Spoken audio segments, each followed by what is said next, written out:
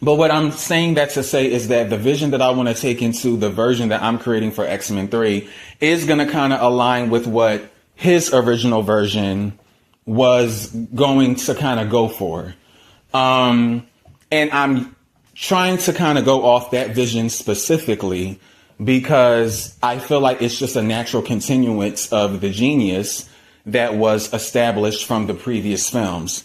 And I basically just want to do this for like a fun reason. You know what I mean? It's just for like, it's just, I'm just a huge fan of the X-Men universe. And I think this will be something cool to do for fans like me. And, like I said, just other people who may want to randomly read it.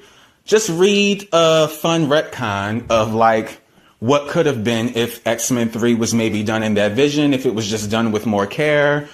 I don't know. I just feel like there's a bunch of elements that I want to kind of put together to ultimately create the X-Men 3 that I think we should have got as fans, that we deserved. One that would have made the film series, the trilogy, just everything feel more complete.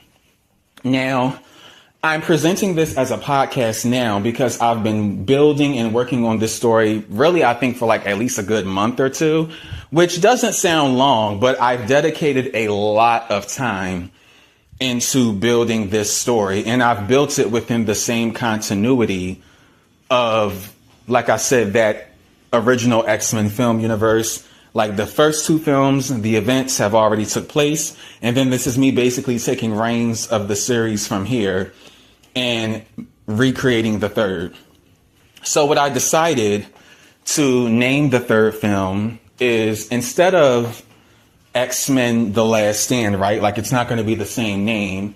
I decided to name it X-Men The Evolution.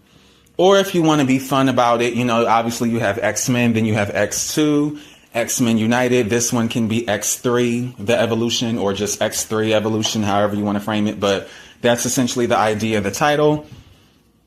And I guess I want to tell you guys a bit about it, but I'm putting this out there because I kind of want feedback. Like, I just want to know what the general people are thinking, right? Like, I want to know if this is something that you guys would be interested in, would be willing to read, just something that, kind of maybe just catches you.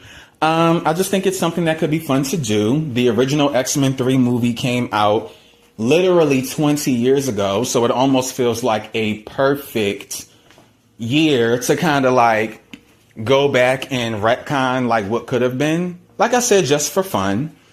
It's going to, well, I don't want to say obviously, right?